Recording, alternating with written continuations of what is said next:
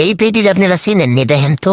এই বেডি হয়েছে একটা হিন্দু বেডি, বুঝছেন? হিন্দু বেডি হইয়া খ্রিস্টান বেডির নামে প্রশংসা করতে আছে। দেখেন, শেখ হাসিনা নামের একটা ফেরাউন বেডি ছিল না, হ্যার নামে প্রশংসা করতে আছে। আবার কয় হাসনাত আব্দুল্লাহ বাংলাদেশে কোথায় নামাই ফেলাইছে। কে বেডি? বাংলাদেশ কি আগে সামদের দেশে ছিল নি? যে হাসনাত বাংলাদেশকে কোথায় নামিয়ে ফেলেছে। আবার কয় হাসনাত চোর। আরে হিন্দু বেটি, এখন তো চোর কইবি হাসনাত গো। এখন যে তোর শেখ হাসিনা ফেরাউন বেটি এই দেখে নাই, তো গো হিন্দু গো আর চাকরি খাওয়া নাই। হাসনাত গো চোর কর, বাট পার কর, যাই কর, তো গো আর খাওয়া নাই। হিন্দু তো হিন্দুই। চোর যদি তগো শেখ হাসিনা ফেরাউন বেটি যখন পলাইছে পেলেন দিয়ে, তখন তো কয়েক বস্তাটা হাসুরি করে নিয়ে গেছে। এটা চোখে দেওস না হিন্দু বেটি। তোমরা এই হিন্দু বেরির কাণ্ডরা দেহ।